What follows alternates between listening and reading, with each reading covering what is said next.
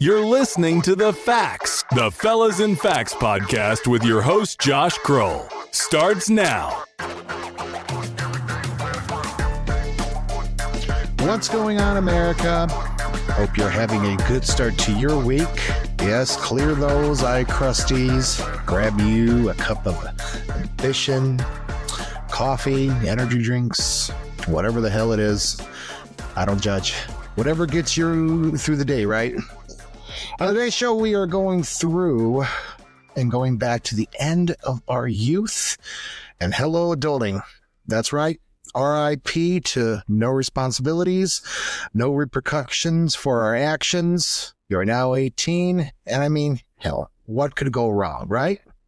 We are discussing this today after this quick break. And this is brought to you by, we have to give our shout outs to our two special people that support our show. So support small business, but we'll be right back. Style is a big deal for all of us, especially me.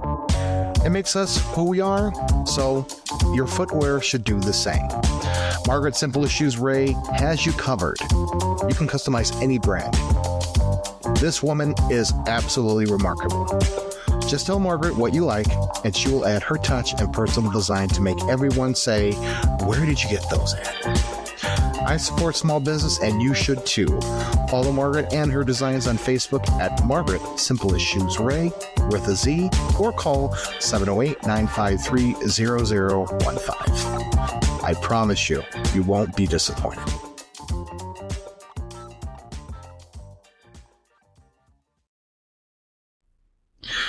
You know something, EJ? It's fun to hear this again. I'm going to tell you something, man. Get you a fucking microphone that actually works. Okay? I bought him a microphone, so you're not going to hear him call in like he's on the radio talk show like a phone, but it's a good touch, don't you think? Yeah, I think so. I think it'd be a good idea. I mean, some people may enjoy it a little bit, but for those that want to hear me a little bit better, we're going to get a mic. We're going to go ahead and do it. He told me the other day, he goes, "Listen, I don't have enough time and hours in the day." And I said, "Listen, you better make this happen. You are a fucking co-host. You better make this happen. People want to hear you." And the people who commented on the last episode that you were in, you were the star. A lot of people said a lot of good things about you, man, and they really enjoy your company. Well, I certainly appreciate that. And yes, I am a very, very, very busy man. And I know everyone's thinking, oh, just order it on Amazon and get it delivered to your house. Josh, I was just telling you the other day, my bank account has been hacked so many different times. I'm taking my credit cards off of everything, my debit cards off of everything. I'm done with all these online purchases, everything. So I'm going old-fashioned, going to the store, and I'm getting whatever I need.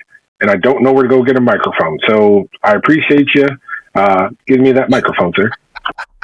I got it. I got you covered. That's what I'm talking about. We talked about high school last episode and everything that's gone away. Malls are gone. There's no more malls. There's no more, oh, you can go to this store. No, it's either Walmart or everybody loves Amazon. And then shit, Amazon was shut down like a few hours last week because they had a surge. And I'm like, now what am I going to do?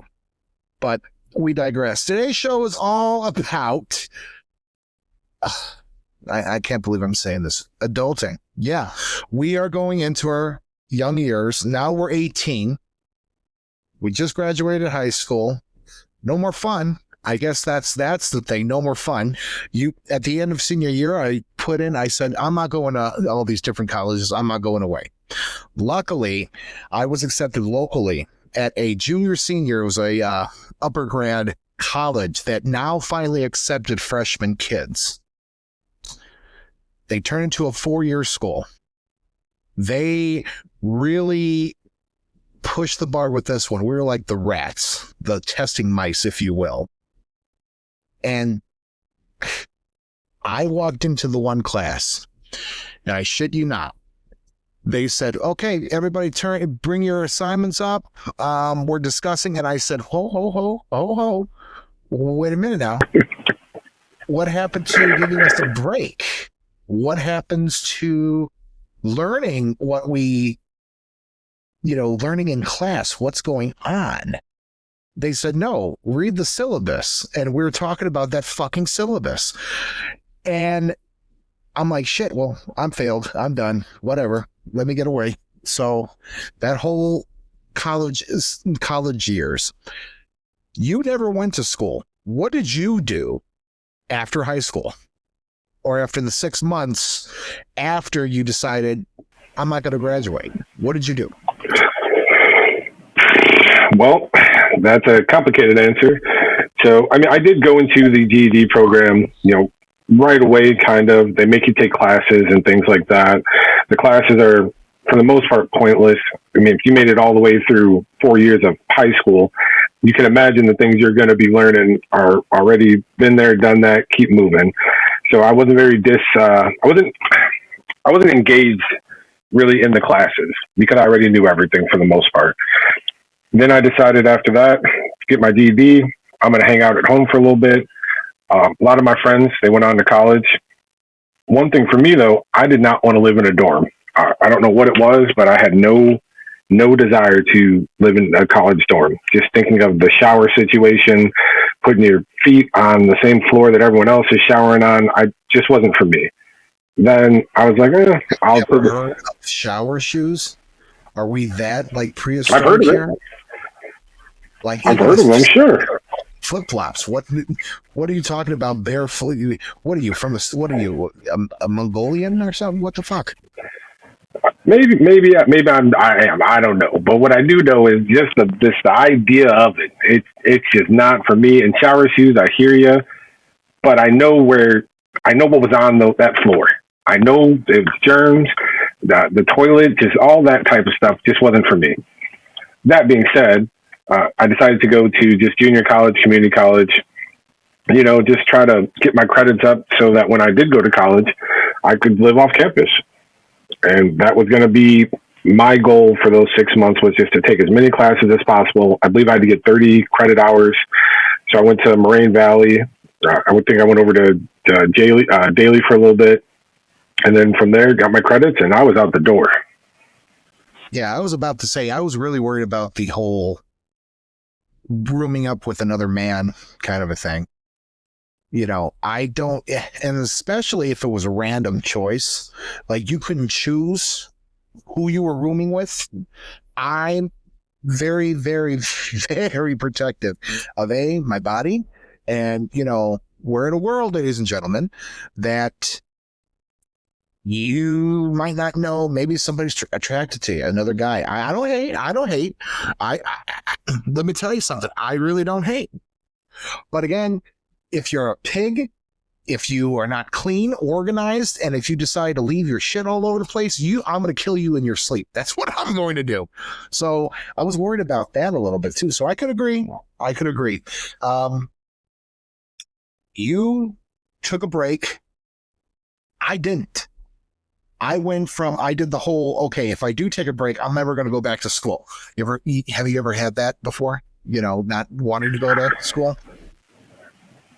Most definitely. I was not in the school too much, to be very honest. So for me, yeah, if I took that break, there was that concern. I'm sure my family had that concern. Well, if he sits on the couch for 6 months, is he ever going to get up and want to do anything? I did stay in, like I said, the community college level just to keep myself engaged enough just so I can get out of here. But if I would have sat down on that couch with video games and everything else, there's no chance I was going to get back and go to school. Right. No, I totally agree with that. So, like I said, we were the mice, the rodents, the test rats, whatever you call it, for this program. We get in there, all these professors. I had one history professor who was so full of himself. He said he wrote a book. I never heard of it. I didn't care to hear about it. So I was actually having a good time. I was having a real good time. And just meeting new people. I've met a lot of new people who were not even from the area. They were like from Oak Lawn, Evergreen Park, and they were coming down to University Park. And I'm like, wow, you guys are really traveling. Well, this is the only 4-year school that I actually got accepted at. I said, well, okay. I took a lot of courses. I was in courses with some older folks. I took a theater class that was really interesting. You know, the professor was a bear, and if everybody knows in the gay term what a bear is, he actually said it out loud. I'm the bear. But I loved him. His energy was great, and I said, okay, let's go through it. Let's do what we have to do to get these 4 years. I was lost. I just didn't take notes. I don't know what the hell was wrong with me. I was like tagged out, didn't do a lot of assignments. I got my first ever, what is it, iPad, or what? They gave you free iPads, and it was really cool because it came with a little keyboard. So I'm like, cool. And then they said, well, it's time for your books. $500 for books, just for the first semester of classes. I couldn't believe that.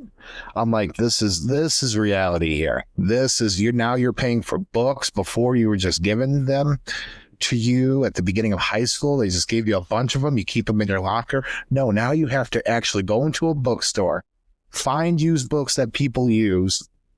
And I said, this is a whole new experience. What classes did you do just to get your credits and to do what you have to do?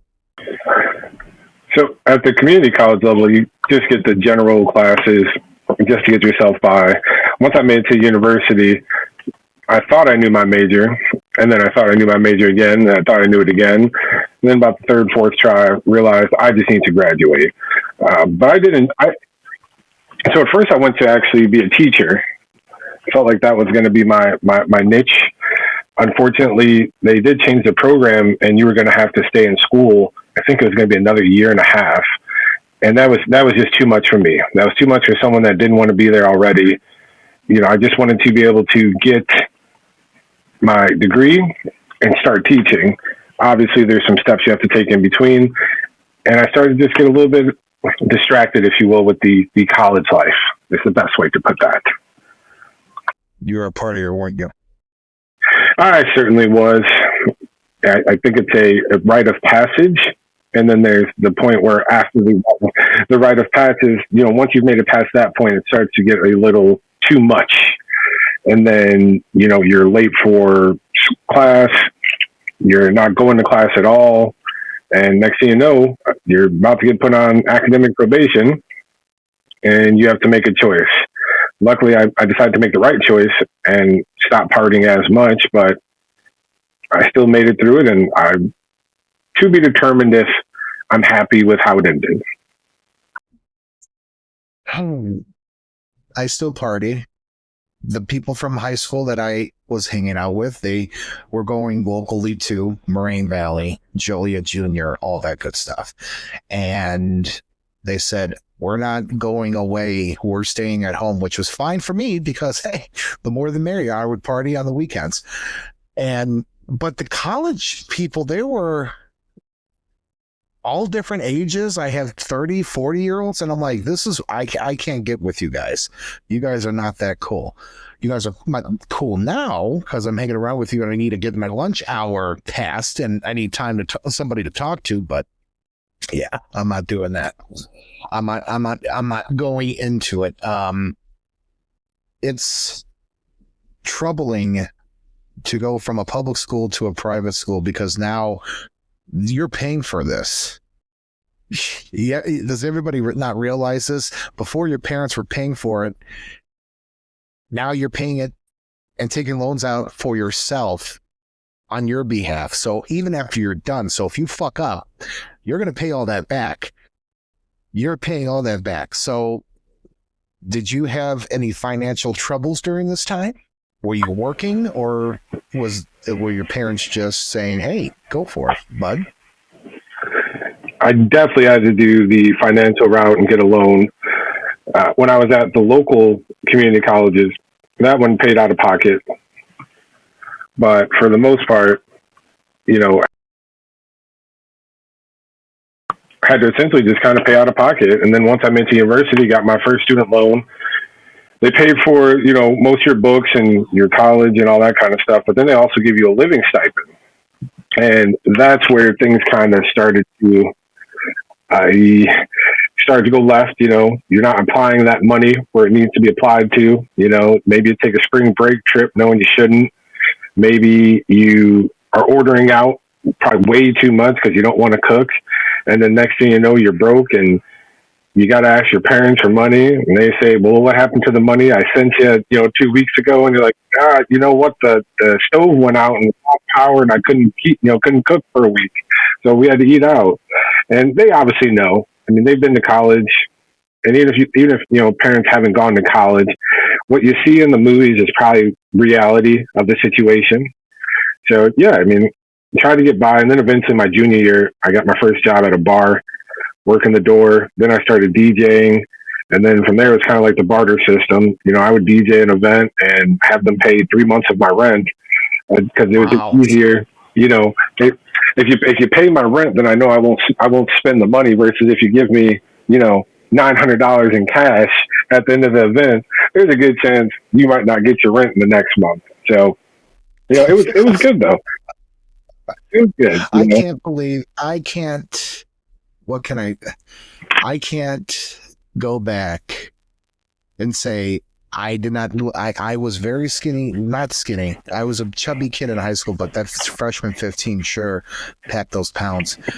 I wasn't even staying at there. I stayed at home. So I lived with my dad. So like I said, my parents were divorced.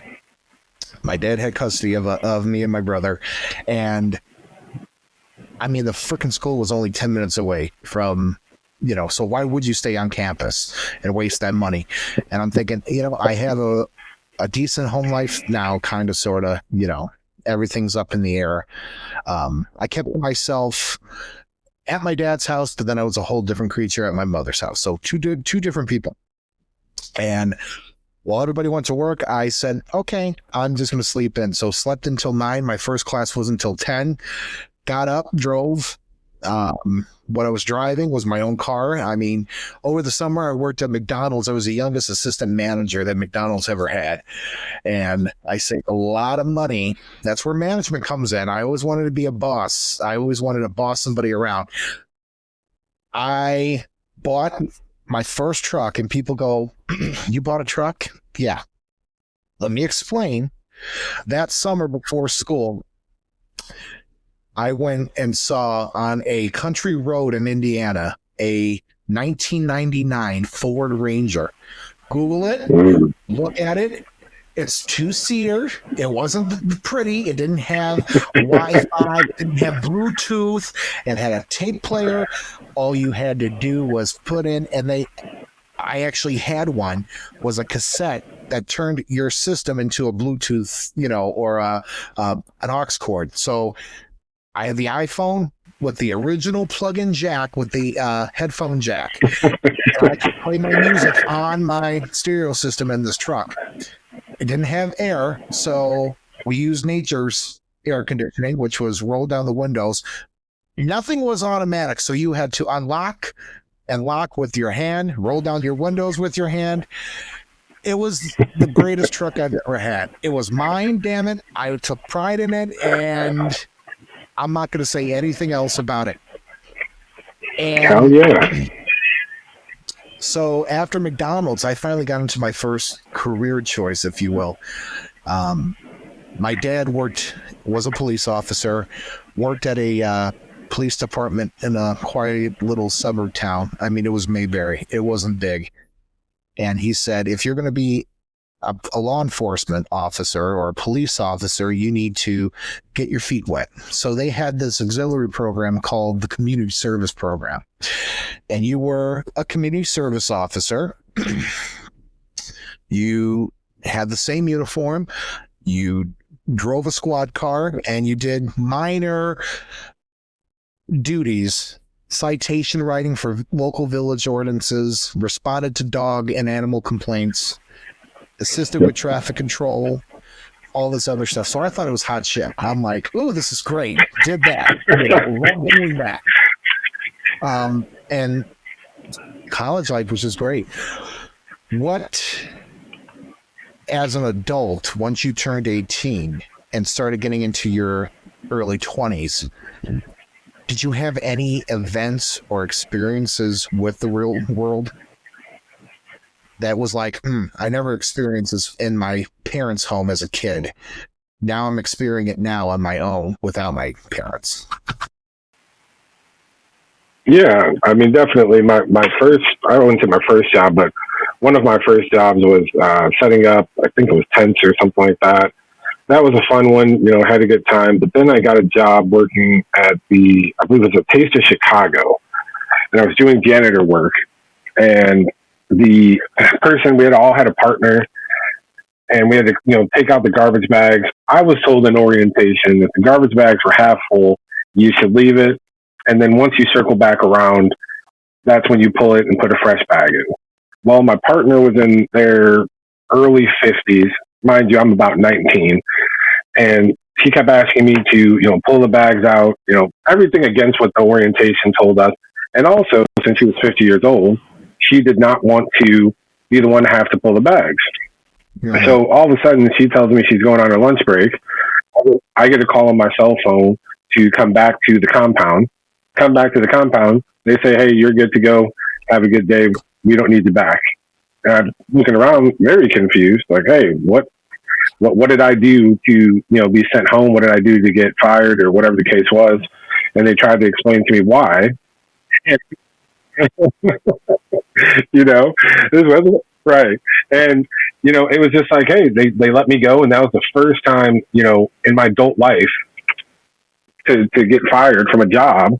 And it wasn't the greatest job in the world. It paid well, it was just a summer gig, but still, to do everything what you believe is right just to find out you're wrong was really my first real world experience in a job. The other jobs I had, whatever, they paid the bills, gave you some fun money, but I really was excited for this job, especially because you got to go to all the other fests within Chicago, and to get let go within your first day, it was kind of life changing. I'm like, oh man, this isn't for me. This is what's going to happen every time I get a job. It's very motivating. You couldn't even take out the trash. Yeah. I mean, I'm not saying there's anything wrong with being a janitor, but when your first job is a janitor and you get fired on your first day, it's very unmotivating. It changes you for a minute because you're like, well, this is a janitor job. Anything else from here, I should excel at, but I got fired at probably the most basic job ever. So that was my first real job, 40-hour-a-week job, and I didn't enjoy it at all. Yeah, not anymore. You got fired after the first week. No more benefits for that. I'm talking about I'm not talking about work. I mean, we got little part-time jobs that weren't paying anything. I mean, I got paid $8.75, and you probably got paid a little less. And we thought, oh, we were hot shit, making this money, and we're just gonna have a great time with it.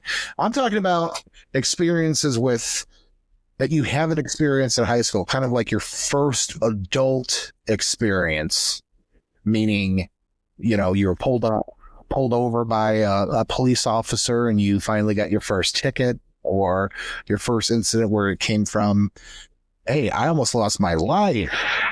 I can't believe I'm alive kind of a story. You got any of those? I've got a few. Let's start with my first time driving on the expressway. I was visiting my buddy who did go off to college, and we were going to go visit him. And I got pulled over by a state trooper. And I've been pulled over by local law enforcement, not a big deal.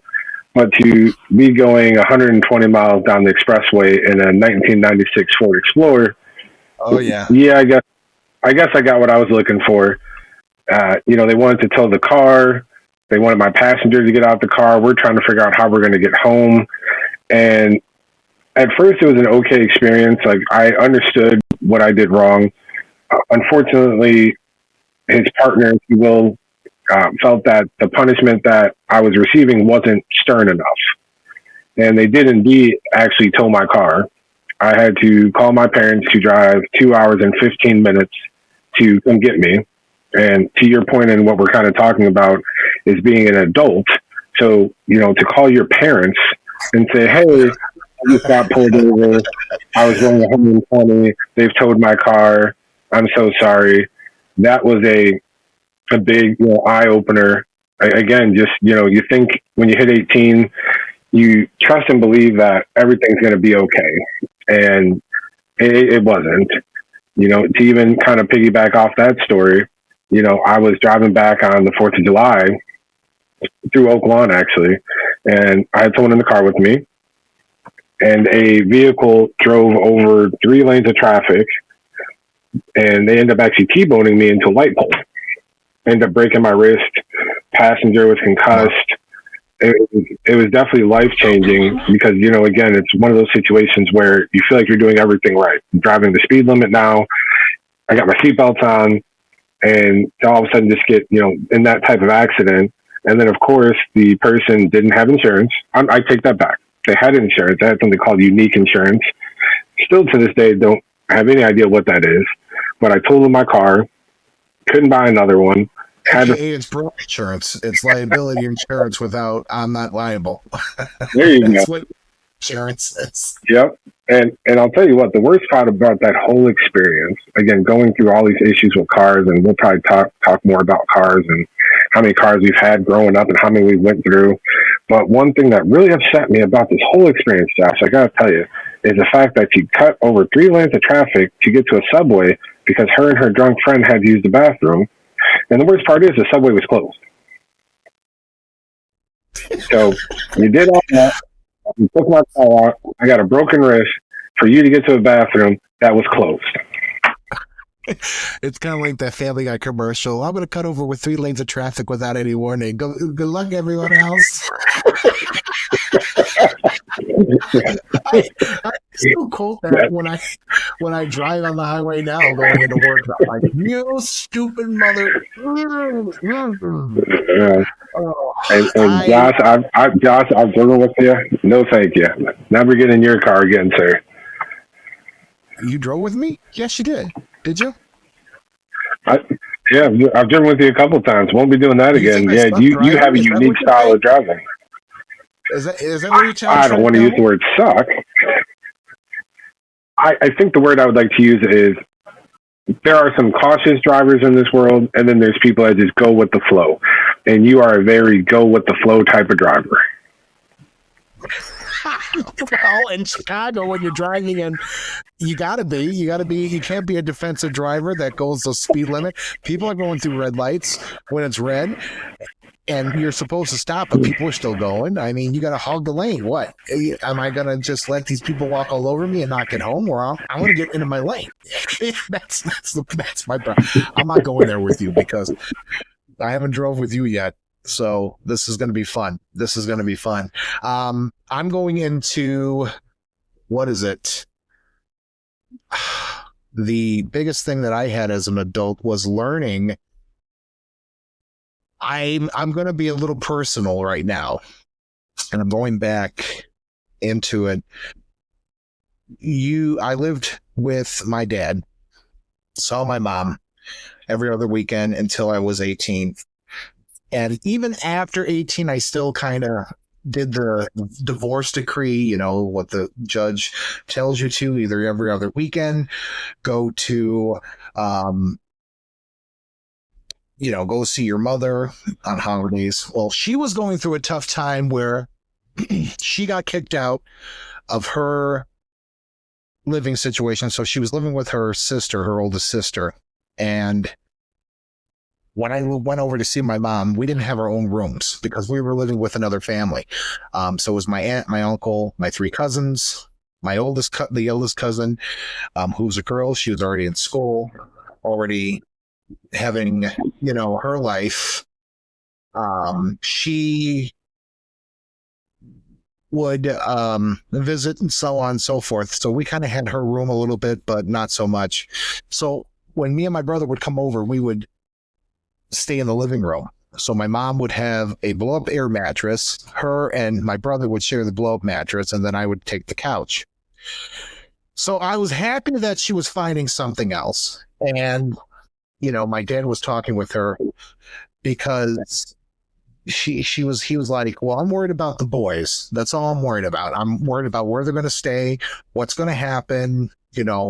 Let's figure out something. Let's figure out a win-win.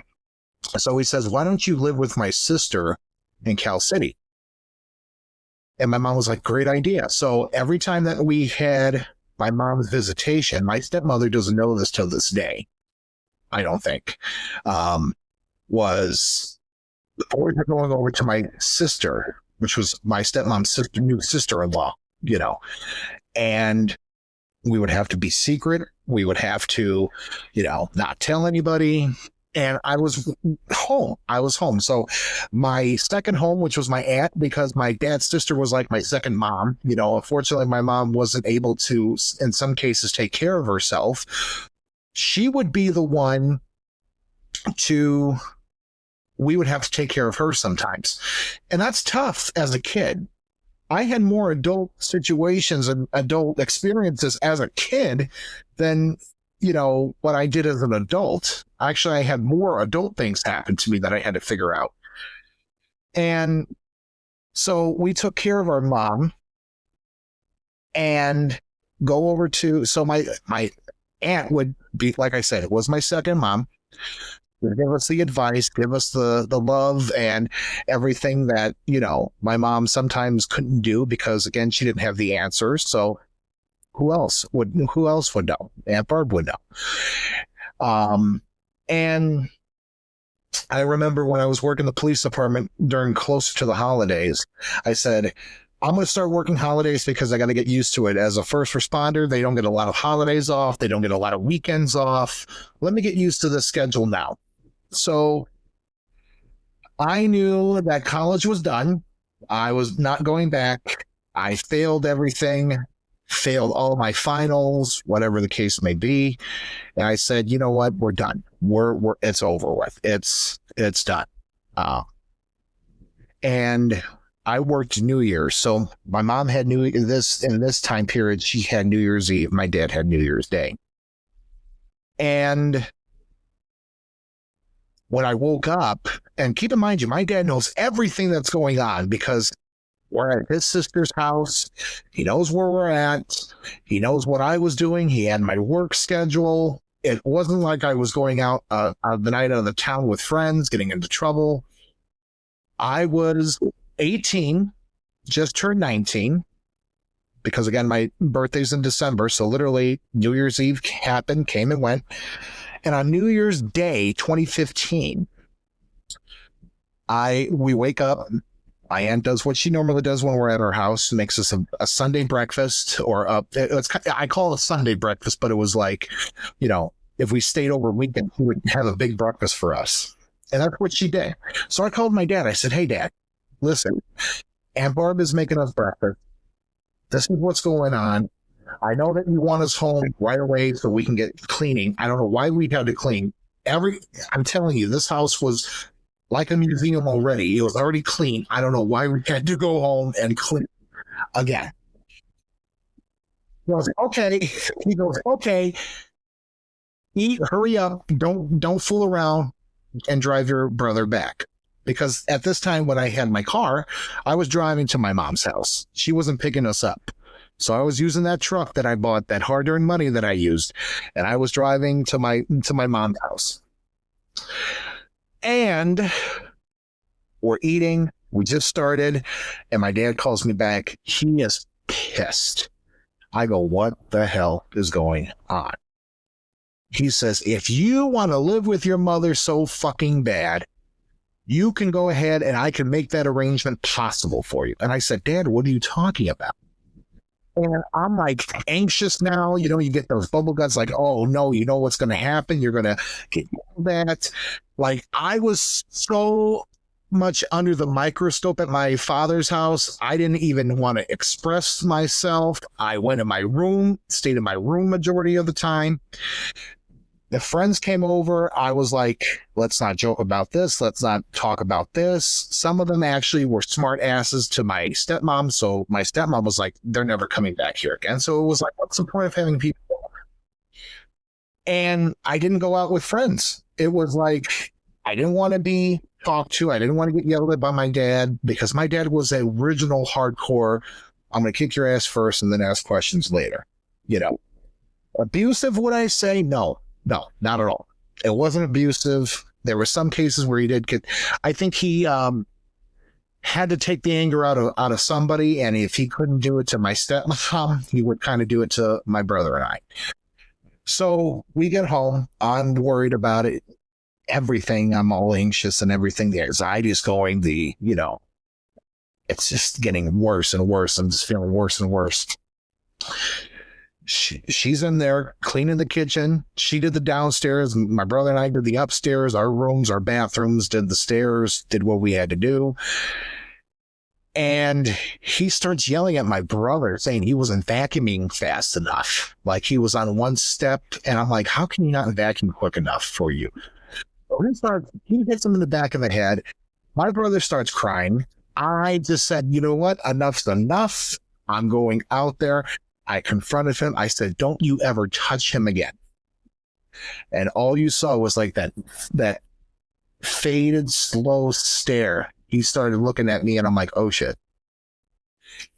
He then said, what did you say to me? I said, don't you ever touch him. He is vacuuming as quick as he could. And as soon as I could have finished that sentence, boom, there was a slap in the face. And I just really got mad and I just started pushing him. We started going at it. He's like hitting me. He started choking me and we're just going at it. My stepmom hears it. She rushes up the stairs and she pulls us apart. And at this time I'm crying. I'm pissed off. I'm cursing. The real me's coming out.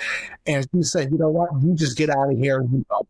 And I looked at her and I pointed my finger right at her and I said, you're nothing but a fucking homewrecker. And she just, all you saw was fire in her eye. And she just started slamming me against the wall, like taking my shirt and just slamming me. I did everything for you. Like that's hitting me in the back. I'm like, what the fuck is going on? So they were like, get out. And my dad was like, get out of here, get out. I don't want to ever see you again. And I'm like, what? I'm taking my stuff. And they were like, you're not taking anything that we bought. And I'm like, well, that's everything that I had. That's everything that I have. So I'm like, fine. I didn't have a coat. I didn't even take my cell phone because I was so mad and I was so upset. I go down the stairs and I look at my father at the top of the stairs and I said, you are going to regret this. And he says, I'm not going to regret nothing. I get in my car. I'm on the highway. I'm just crying. And I'm a man. I get it. Men don't cry, but I'm just frustrated. I'm crying. I get to my aunt's house. I knock on the back door. She opens up the door and she was like, what are you doing with no coat? Not what happened. Not, are you okay? Why do you not have no coat? Get in here before you freeze. So what she does is she puts me in my favorite chair. She had 2 recliners in the family room. We're watching TV. She makes me, a cup of coffee or a cup of hot cocoa, whatever the case may be. And she puts me in a blanket and she just like does that motherly thing, puts me, and she goes, what happened? And I said, this is what happened. This is what happened. And then, I'm not mentioning names because again, I'm going to have to see these people in a few months. My stepmom, you did this and my dad did this. And she was like, okay, just relax. And I said, I don't know what I'm going to do. I'm in college. I don't have a home now. My mom doesn't have a home. She's in between houses. What am I going to do? She goes, you're going to stay right here. You're going to stay right here and I'm going to take care of you. So you ever have that emotional, like you're emotionally drained, you fall asleep. I fall asleep and I hear the phone. And my aunt had a phone where the voicemail or the answering machine was included in it. So it would say, please leave us a message after the beep. And all of a sudden you heard the other person on the other line calling saying, hey, this is so-and-so. It was my dad. And as soon as he came on the line, all you heard was like, he's been crying. He really rethought his decision after I left. And you heard in the tone of his voice, he was like, pick up the phone. Barb, pick up the phone. She says, honey, go in your room. I'm going to talk to your father. make sure you close the door. So I closed the door. That didn't help. My aunt, I heard from the top of her lungs, why the fuck did you kick your son out of the goddamn house without no coat? What is wrong with you? Don't you understand what you went through with your stepmom, and you're going to do the same shit to this kid? What is wrong with you? And I'm like, go and bark. And I did with my dad was a school resource officer, so he was actually off work because, they had that winter break. He didn't come back after a week, and after a week, he came back, and my aunt was at work. He stopped by during his lunch hour, and we had a heart-to-heart conversation. And after that day, my dad's and I relationship was stronger, and we went back and forth for 2 hours. Like, he was going to get fired at this point. I'm like, Dad, don't you have to go back to work? He goes, you're my son, and I made a terrible, terrible mistake. He then took his rage out on my stepmom because he knew, my stepmom started, favoring my little brother a little bit more because, my brother hardly mouthed off to her, was kind of like her favorite. He didn't want to get involved, that at his age, at the age he was, he didn't want to get involved. But then my dad, I was the one more vocal about it. I was more vocal about my stepmom in our lives because of the way how my dad did it. And, by senior year, he started saying, you're putting effort in, you're getting good grades. Yeah, you made some mistakes in your high school years, but I'm seeing a change in you. So you're doing it for the better. And he started seeing that at the end of senior year, college, that I was changing for the better, trying to be more responsible. And when he did it that day, that New Year's Day, it was like we went backwards. And I'm like, what's going on? We had that talk after he came back from his break. And he was like, well, everything's going to change. And that's what happened. He started treating my stepmom differently, like despising her a little bit, to the point where he was almost getting a third divorce. Keep in mind, this man was married 3 times. Once to a person at 25, his high school sweetheart, and then my mom, and then my stepmother. So he was like 3rd time's the charm. So that was my trauma. That was my events as an adult. So here you are as 18. Now you're on your own. And now you're here. But again, it is horrible to go through that at a young age. Do you have any of that when you were in school? How close were your parents at that time? My parents, it was interesting. My sister, she was a basketball goddess. Played Big Ten. Parents had to travel all over the world for, watching all our games. And I went to some of them too, mostly the ones in the Big Ten, some of the, the Midwest. But the ones that were really far, I couldn't do that. I was in school, or I just didn't want to go. And, for me and my family, it was very different. I was good at sports. I had some support from my family. But, one little thing that always, I think, divided me and my sister and my family was that my sport of choice was outside. All my sports are outdoor sports. And, they didn't always want to hang, they didn't want to hang outside for all my games. They weren't that engaged. They would come to every game as much as they could. They would make friends with all the coaches and parents and everything like that. But for the most part, when it came to my sister, it was all about, her and playing basketball. And I think that kind of rubbed me the wrong way a little bit, where, if you're not getting support that you need, you're going to, rebel. And I think I went through a lot of that. Different kind of than your situation. For me, me and my dad, once I became taller, bigger, and stronger than him, there was nothing this man was going to be able to tell me. And, he did a lot of trying to rein that back in. But at the end of the day, he couldn't really do much for it. He also wasn't home a lot because he started to travel. He was doing, consulting work. So he was traveling a lot, leaving my mom to do a lot of things. And it was just hard for them to try to, get me to do what I needed to do, whether it was in school or outside of school. But, we we've made it past that, not to fast forward, but it took a lot. It took a lot to get us to the relationship we have now. But at that certain time, no, I didn't want to be at home. I was always going to someone else's house. I was staying somewhere else. Better yet, when I went to college, my mom, of course, was with my sister at some basketball game or whatever. And as I even go to leave, my dad's there. I'm about to leave for college, going 175 miles away. And we didn't hug. We didn't do anything. It was just, all right, got my car, drove off. And that was it. And I didn't see or talk to them probably for like 2-3 weeks once I got down there, which I know is typical. Let me say, I hear that it happens with some kids where they just get there and they're like, freedom, but that only more so just pushed me further and further away.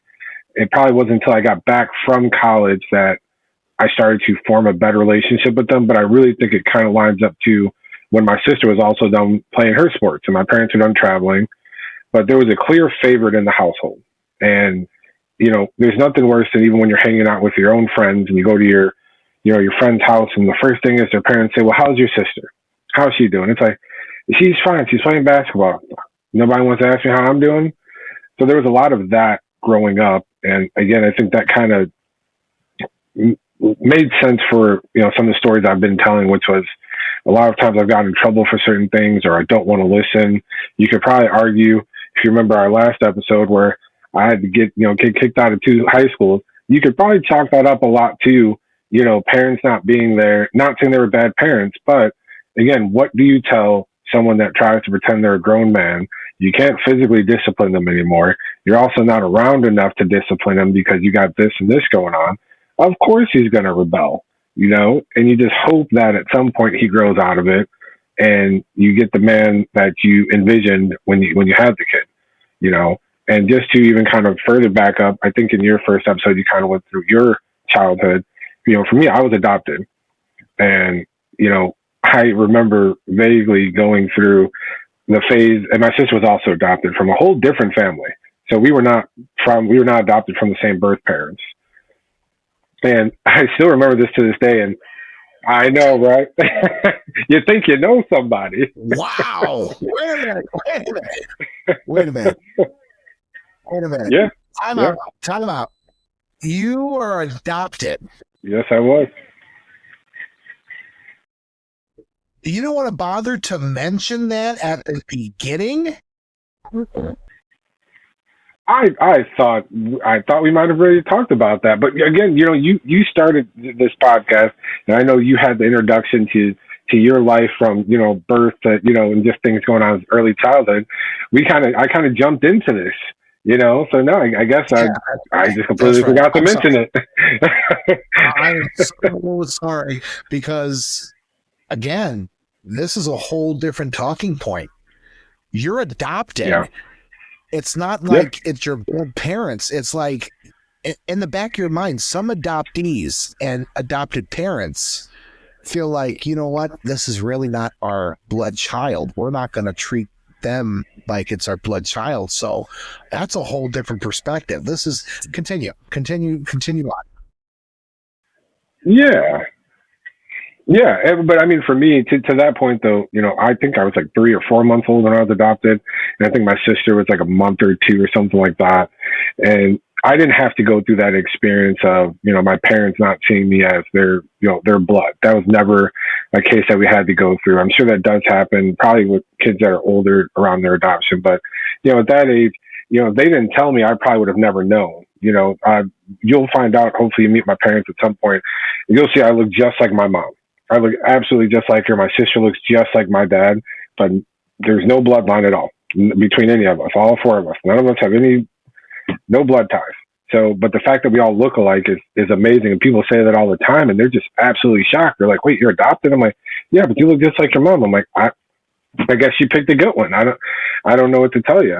But you know what, to that point, with my sister being adopted first, maybe there was that as well. She's the oldest. She was the first one adopted. We even had a chance to see some of our paperwork and see where we actually came from. We didn't get to meet our birth parents, but we got to see, it's about 2.5 pages long. And it actually tells you from birth, who your parents were, what they were like, any health issues, things like that. what the reason was for adoption. I actually have a half sister that I've never met, but I have a half sister. My mother was 14 when she had me. My grandma was like 26, and my grandpa was like 27. So I mean, if you start from the beginning of time, probably Wow. if I wrote a book on it and I went to go speak to a psychologist or whatever, they would say, "Oh, this all makes sense. Everything that the path that you've chosen."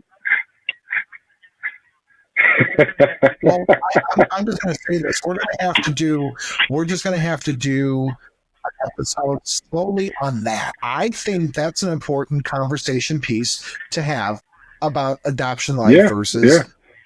But there's a lot of people who are adopted in this world, and we get into family life a little bit. Man, I did not know that. Kudos and warriors to you. And I'm sorry about that. Talk about trauma, man. I could see how that is. I got one quick one for you about the adoption. So when I think I was about 8 years old, my parents made some cinnamon rolls for the family, and they only gave me one. I was a little chunky, but I was still big. I was still, but I'm growing into my body, and my parents said you can have one, and I was like, well, why do I only get one? Like, I'm bigger than everyone else. Like, I need more to eat, and this is me trying to think I'm an adult. And my parents walk away, and there's still about 4 cinnamon rolls sitting up there. My sister had her one, and I said, okay, I'm going to grab another one. She says, hey, they said no. And for some reason, I think, again, I was about 8 years old. My response was, well, I'm sure my birth parents would have let me have as many cinnamon rolls as I wanted to. And and my sister immediately ran out the room. She ran out the room to go tell my parents. Oh, God. So yeah. We laugh about that now. Oh my God. But at the end of the day, that's another day, another episode. We need more episodes like that to discuss. Well, folks, all I'm going to say is we're going to take a quick commercial break, and we're going to finish our final thoughts on college life and starting the young adulthood. So stick with it. We'll be back in 60 seconds. Do you love looking in the mirror and saying, wow, my hair has never looked this good before? This is how many of us guys feel on the daily basis when we get a great haircut. Well, I have the answer. Vacura Cuts in Joliet will have you look and feel your best. The time and craftsmanship Francisca takes with her clients is like no other. Stop going to those ordinary haircut chains and give her a try. Follow her on Instagram at Vacura Cuts, one word, and book your appointment now on Booksy. And we're back. It's great to discuss our adult lives. I'm pretty sure that we still got a lot to talk about. College, you went to college, got your credits. I'm not a college graduate. I'm proud to say that. I'm also proud to say that my financial aid is paid off after all this time. It was a lot, especially if you are younger, but we'll get into all that when our first career choice in the future. Any final thoughts from you on anything? Like, were you surprised to know that I was kicked out at 18? A little bit, yeah. I mean, we've known each other for a while now, and I think we're learning more as we continue to do this podcast about each other. So yeah, I mean, I was a little shocked, looking at the man that you are now. So to hear that, and honestly, and this is something we'll probably figure out later. Every story that we're telling in our early years, how does it line up to the person that we are now? So to hear that information, you can't really make a decision right now on it because there's still so much, so many stories to tell. So yeah, I appreciate you sharing that. And I appreciate all the viewers for, listening to these type of things. But yeah, I can't wait to kind of find a little bit more information out about you. Hey, same. Likewise.